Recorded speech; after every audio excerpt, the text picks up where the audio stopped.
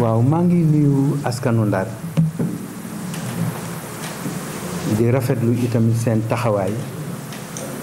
bi ngeen xamee ni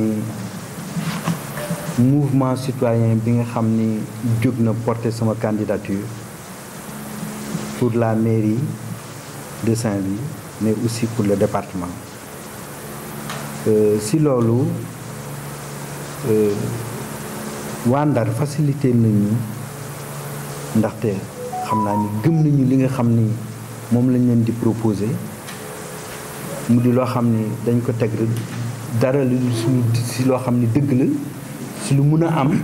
waaye passé ay lu nit diggante Ndar facilité nañu également le fait que ni ñun teel nañu pare suñu liste wuy si nañu déposé nañu suñu liste à temps ñuy sant yàlla itamit ba nga xamee ni suñu liste tamit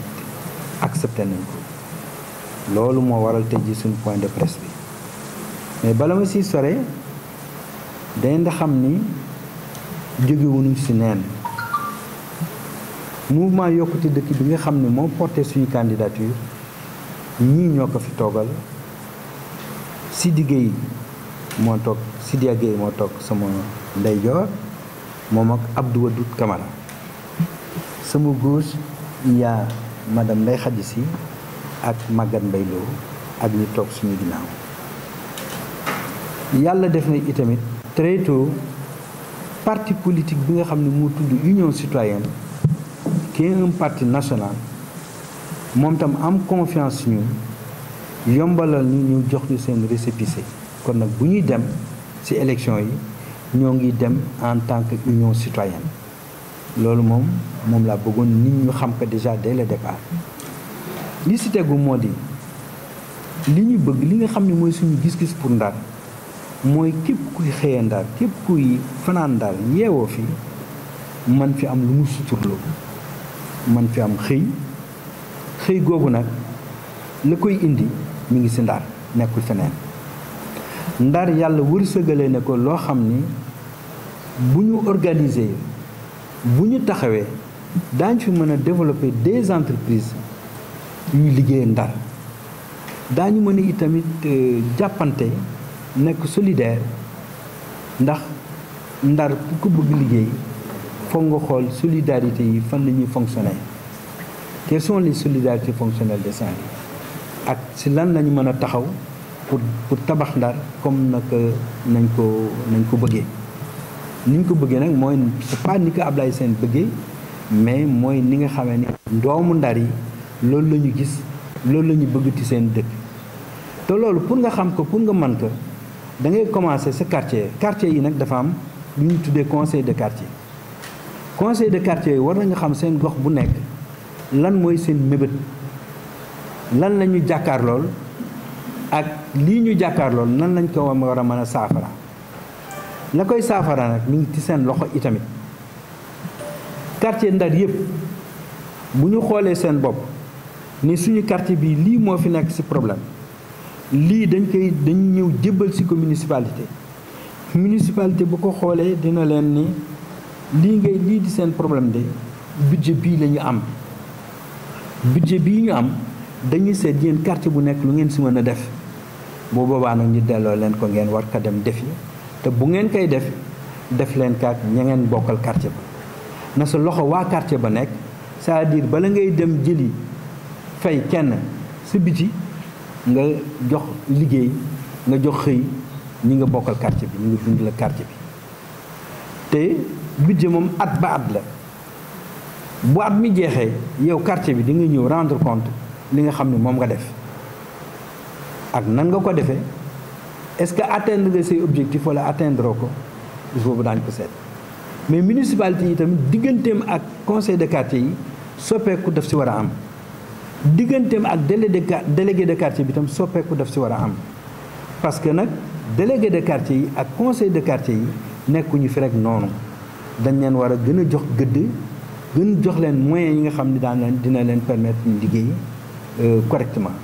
mais liggéey correctement nag daf fekk ni li ngay def nga boole si ñëpp nga boole si quartier bi yëpp daf fekk ni itamit yow boo amul li nga soxla xëy na quartier bi nekk sa wet bi nga dendal sa quartier voisin am na ko ngeen war a mën a ànd liggéey ko si li nga xam ni mooy seen njariñ yéen ñaar ñëpp donc ñun loolu dialogue boobu la ñu bëgg mu am dialogue bi am entre les quartiers mais dialogue bi am itam également entre les quartiers et la municipalité terewul nag municipalité bi si boppam am na programme boppam boo xam ne moo koy exécuter au niveau municipal au niveau de la commune moom tamit am na leneen loo xam ni bu gisee gàllankoor yi nga xam ne am na ko war na mën a waxanteeg yeneen communes yi nga xam ni ñoo ànd moom la ñu wooyee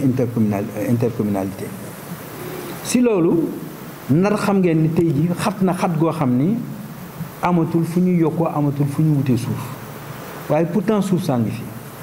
suuf soosu man li ma gis moo di que mën nañu yokk dëkkuwaayu Ndar ci côté géej bi mën nañu jëli suuf si nga xam ne moo nekk géej ba yokk territoire Ndar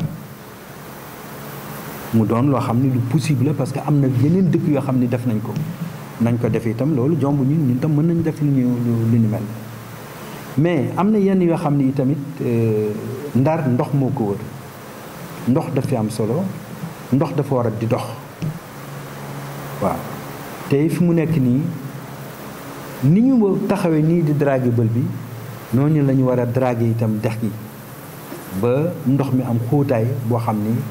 fa tubaab la échange yi dina mën a am xeet yi nga xam ni jën par exemple ressources aquatiques yi fi nekkoon mën a noyyiwaat mën a dundaat kooku moom foog ñu def ko boo taxawee si dex gu ndaw gi boo moytuwul di nga ni fii kat fi léegi ay at di nga dox diggante sanc ba ak nord di nga dox diggante Gox Mbaaj ak Pointe Nord di nga dox itam fii diggante fii rek diggante Gendar ak Sundoone boo moytul di nga ko dox ndaxte ndox maa ngi suuf saa ngi gën a bare suuf soosu nag dañ ko war a wàqi dañ ko war a draguer ba nga xam ni ñun tam daañ ko mën a utiliser feneen Ndar nag li si gën a doy waar moo di ak ressources yi nga xam ni yàlla jox na ko yëpp amul lu ko transformer amul lu ko valoriser loolu nag dafa doon beneen combat boo xam ni moom la ñu war a jël liggéey ñàkk fi de war nañ mën a liggéey war nañ mën a liggéey jariñu loolu nag buñ ko doxalee buñ ci waxtaanee nit ñi war nañ mën a def loolu te loolu itam pour def ko du rek da ngay tëju ci bureau rek bind sa benn programme génn lii mooy sama programme amul fii loo xam ni amu fi ba pare loo fi xalaat fekk na sa morom xalaat na ko ba pare ba doomu Ndar yi nga xam ni am nañu benn kuréel bu nekk Ndakaaru actuellement muy le collectif citoyen bi nga xam ni dafa bëgg protéger maanaam booru géej gi comme également protéger l'île waaye dans un programme d'ensemble boo xam ne dafa intéresser commune bi yëpp ñoom dinaa sa wax sax ñun parce que ça la bokk liggéey nañu benn projet boo xam benn programme boo xam ni am nañu ci yaakaar que loolu mën na sawe Ndar ci lu bare bare donc mais malheureusement ñoom ba léegi dégguñu boog wuti nañu autorités yi locales comme au niveau national waaye dégg-dégg nopp bañ leen waroon jox xool li ñu proposé lu mu doon ba léegi defaguñ ko man nag en tant que candidat maire ëllëg bu ma waa Ndar fale dinaa porter projet boobu incha allah loolu moom lu mu yéene la sama yéene la te projet boobu itamit amul benn secteur économique boo xam ne tey jii am na fi boo xam ne projet boobu lamb ko si territoire Ndar gi yëpp nag commune Ndar gi yëpp ba am na sax yenn projet yoo xam ne mënuñu ko def tant que defuñu ko si yoonu intercommunalité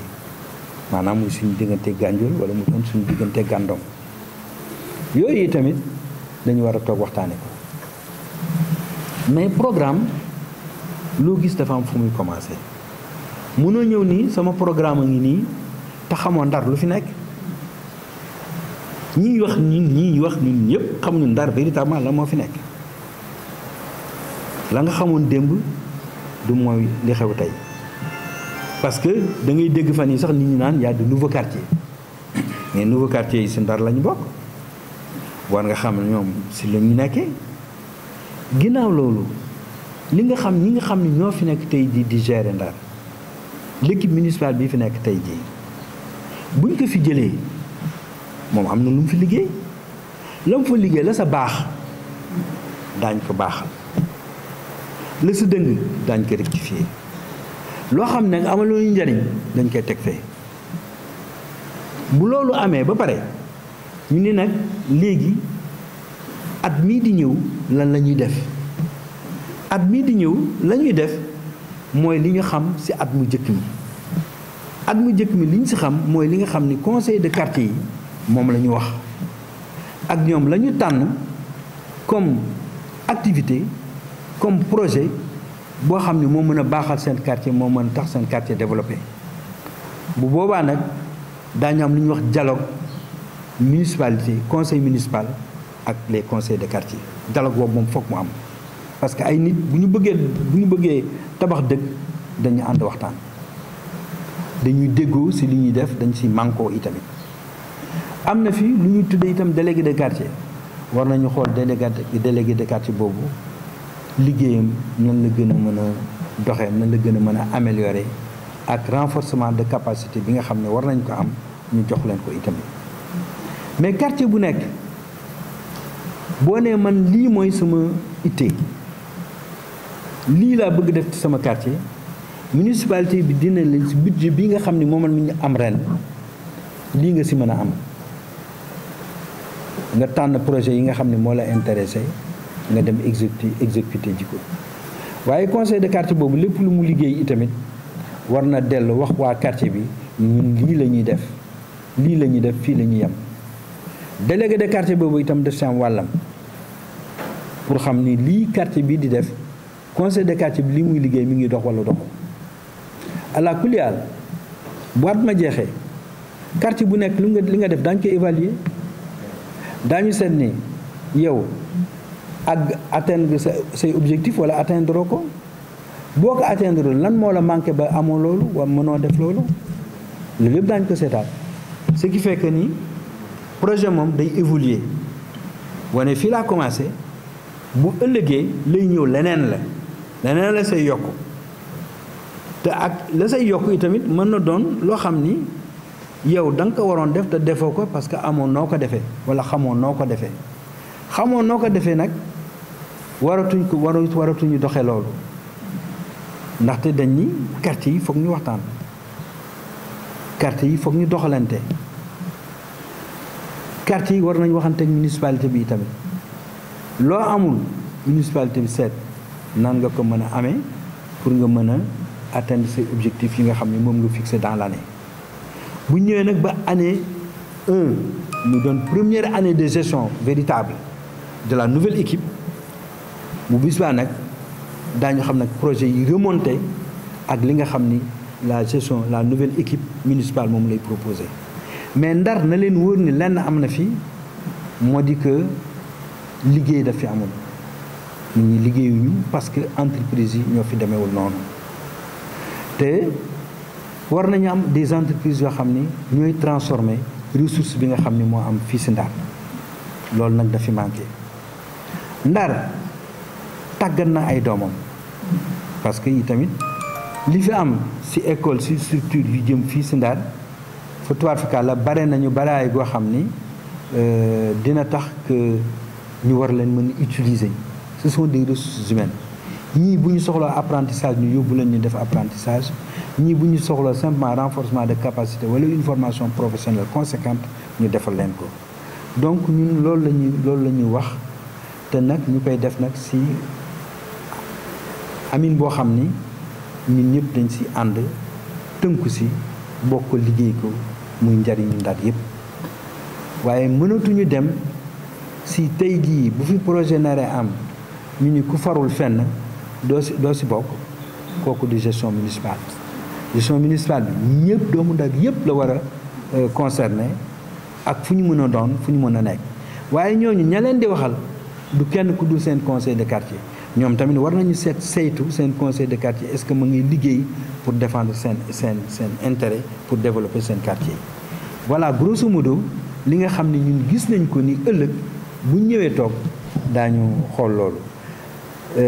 pour mën ko def nag il faut que ni ñu am une véritable démocratie locale boo xam ne nit ñi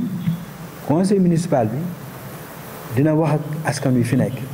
ak ñi ko représenté ak nañ ko war a defee itamit conseil municipal bi du ay session rek moo intéressé askan wi conseil municipal dafa war di génn waxtaan ak askan wi ne leen kat man de bi ma commencé lii laa fi def lan ngeen gis ci li ma def tegu na si yoon wala tegul si yoon loolu ce débat là ce débat public dafa war a am waaw loolu itam bokk na si nga xam ni dina soppi itamit doxinu mairie bi ak askan bi yooyu daf di ponk yoo xam ni war nañ si insister parce que ñu ñëpp citoyen lañ kenn ku nekk fu la neex na nga far kenn weddiwul loolu waaye bu ñu demee ba élire doomu Ndar bu ñu élire rek nañu jàppale kooku pour mu def liggéeyam parce que askan wi la intéressé ñun nag dañu ñaan yàlla si loolu ñun yàlla ñu yàlla fay fal meeru Ndar loolu rek la ñu ñaan yàlla pour mën a def li nga xam ne moom la ñu bëgg def si Ndar moom la ñu yéene si Ndar yéene nag jaam moo ko moom jaam muy yéene ne yàlla day dogal waaw bis bu yàlla dogalee rek ñu jàppe ko muy noonu xam ni nag doomu Ndar rek lañ fi fal kenn falu fi keneen waaw.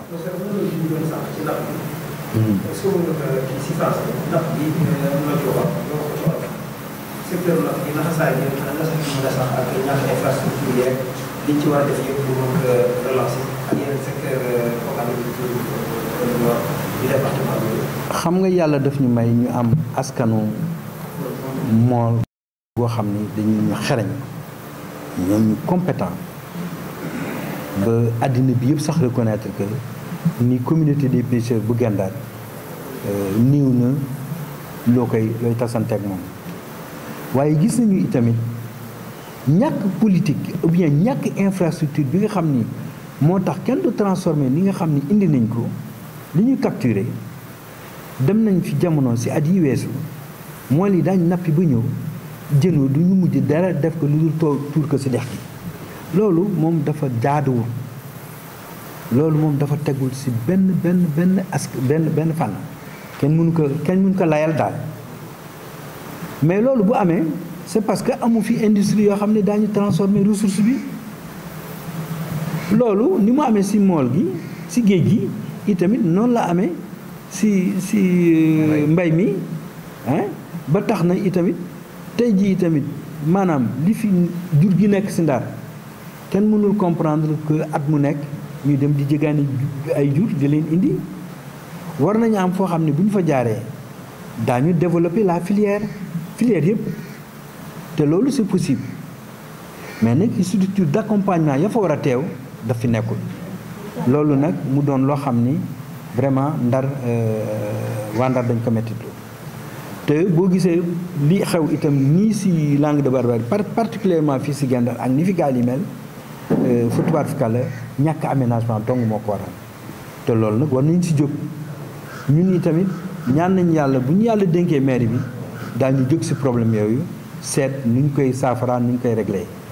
loolu nag mënoo ko réglé tant que waxtaan ak ñi nga xam ne ñoo concerné am na beneen problème boo xam ne je l'ai pas soulevé wu ma ko sànq si bi ma wax ci nasaraan mooy itamit impact bi nga xam ni gaz bi dina ko am ci mool yi mu doon loo xam ni tamit aspect bu doy waar la boo xam ni tamit dañ ci war a toog mànkoo ci maire bi daf ci war a jóg ndaxte impact négatif yi nga xam ni moo dal ci mool yi maire bi moo war a jëkk doon ki nga xam ne mooy taxaw défendre que vis-à-vis de l'entreprise muy BP parce que BP dafa am loo xam ni moom la ñu tuddee plan de gestion environnementale et sociale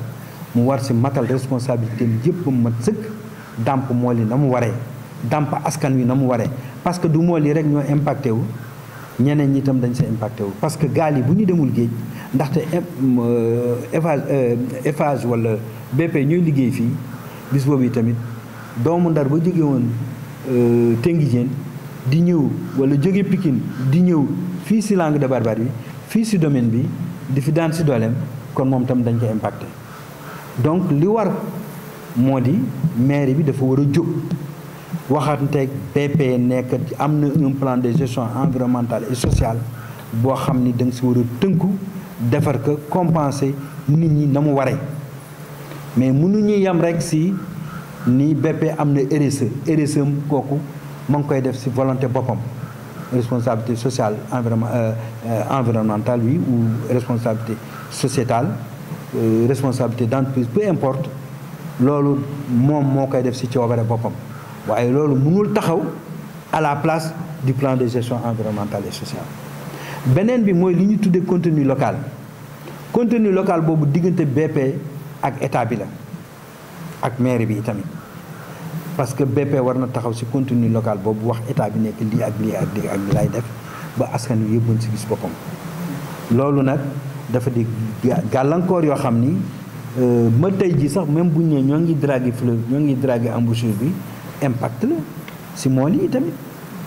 donc yooyu yëpp dañ ko war a seetaat aménagement berge yi du fleuve mais war na mën a demee neneen fleuve bi tey jii bu ñu moytul fileeg ñaari at